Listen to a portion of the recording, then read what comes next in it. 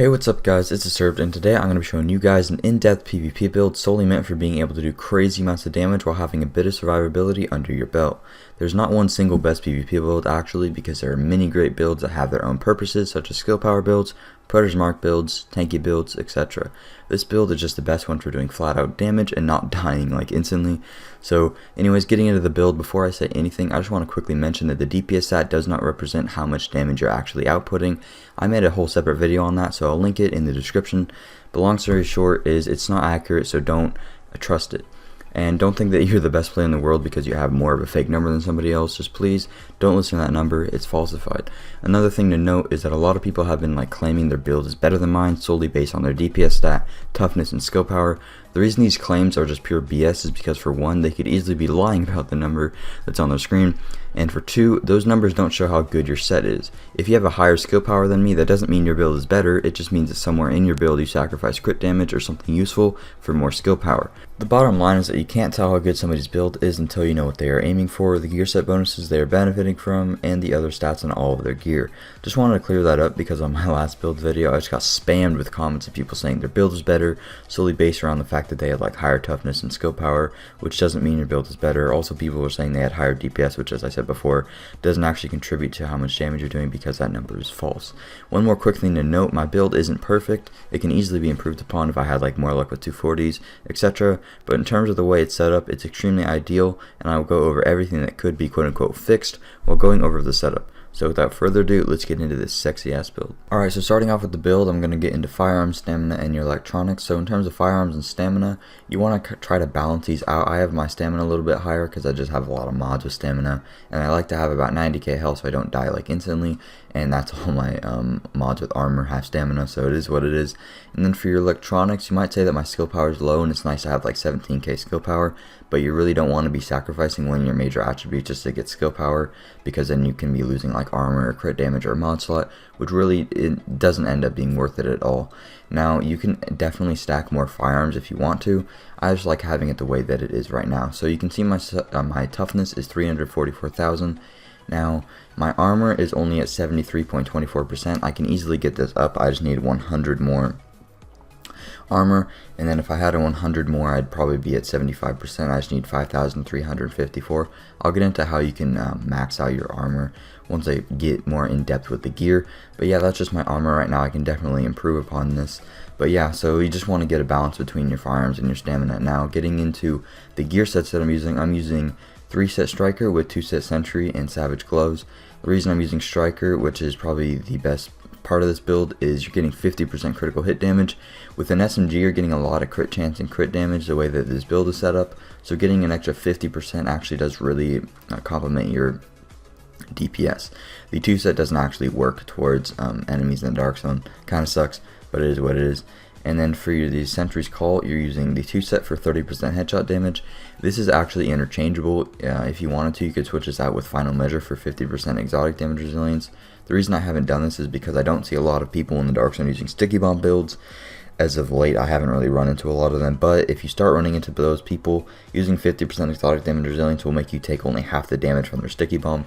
And if you see yourself getting melted by incendiary bullets or explosive bullets or something like that, then definitely you just want to switch to this. But I have pretty good accuracy, and the 30% headshot damage really does help me out. Now for your gloves, you're using Savage Gloves. Critical hit chances increased by 14% against targets out of cover.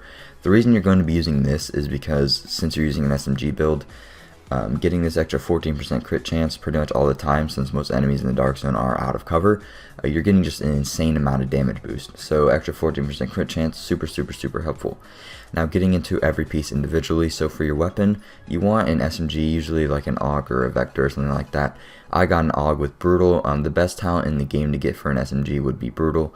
Second to that would be Deadly, and then third to that would probably be something like Responsive.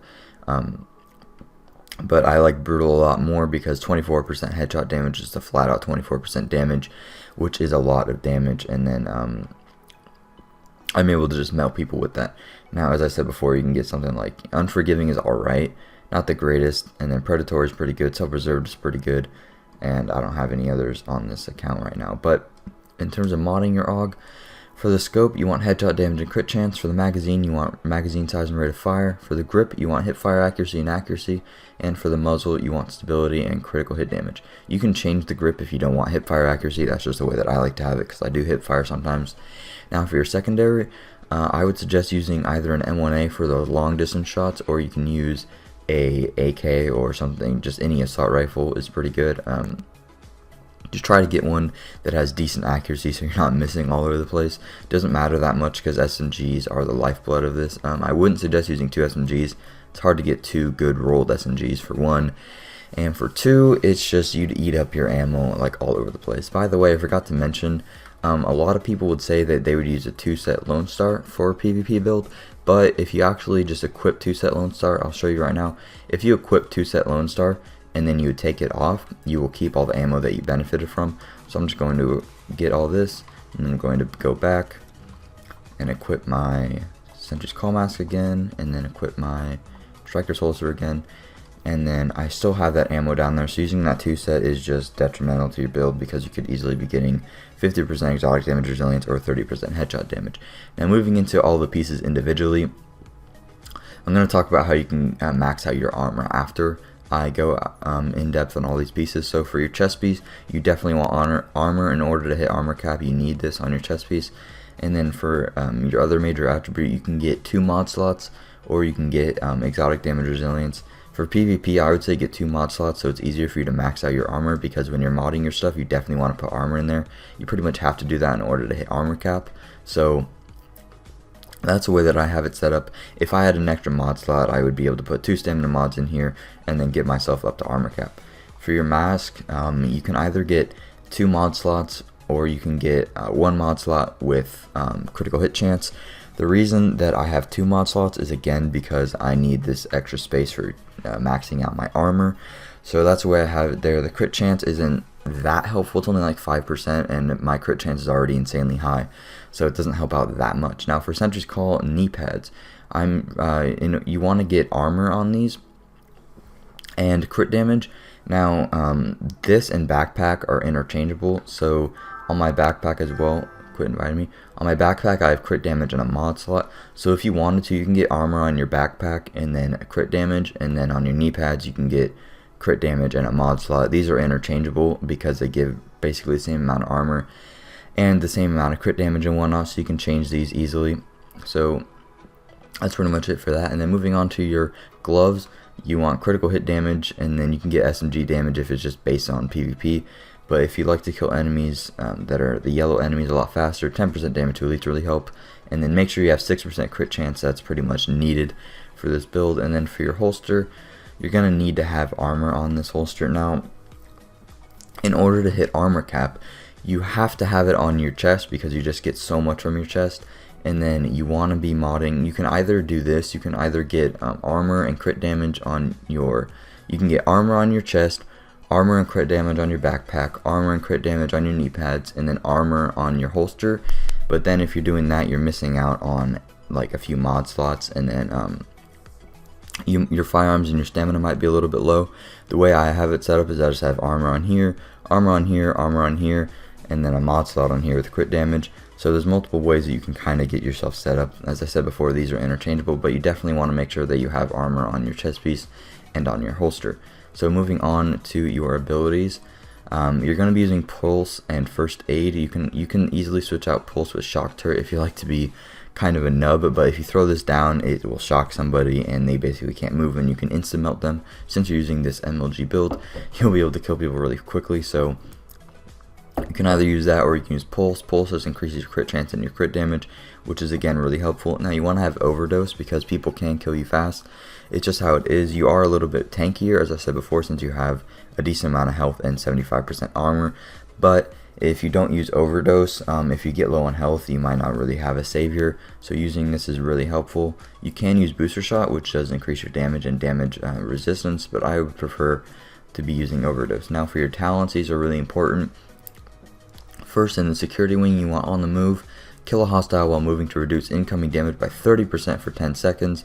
This is really helpful because you can run around and kill like an NPC or something, and then as you're moving with your SMG, you're going to get 30% reduced incoming damage, which is really helpful. Oh my god, voice crack. And then for the next one, you want precision headshot a hostile to pulse them for 10 seconds.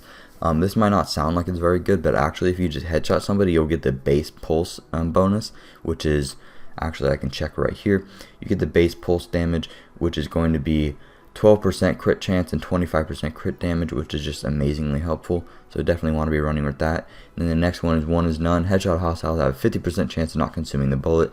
This is the best DPS talent in the game because you can just shoot at somebody in the face and it instantly will return to your magazine, letting you do more damage and cutting down on your reload time. So getting this is really helpful, so make sure that you have that. And then for the last one, you want combat medic. Use a medkit in your allies to heal group members and proxies within 20 meters by 40%. You might think that this actually doesn't heal just you. It only heals your group members by an extra 40% and will only work when you have a group. But it actually works when you're running solo as well. And basically what it will do is it'll just make you heal yourself for 40% more and your teammates. And usually with the amount of skill power you have, that will make you go up to a full 100%. So yeah, that's pretty much it for the build. Alright, so to demonstrate this build, I'm going to be testing on my friend that has over 420k toughness, and as you can see, with all headshots, he just gets absolutely obliterated. Obviously, you don't always land 100% headshots, so I tested this again with half body shots, half headshots, which is usually the ratio that I get, and I still killed him pretty damn fast. Do keep in mind that he has 420k toughness though, and most people have only around like 300k, so I'd be killing them even faster. So yeah guys, that's pretty much it for the build. I hope this helped, and if it did, please drop a like and subscribe for videos similar to this one. Have fun going rogue, guys.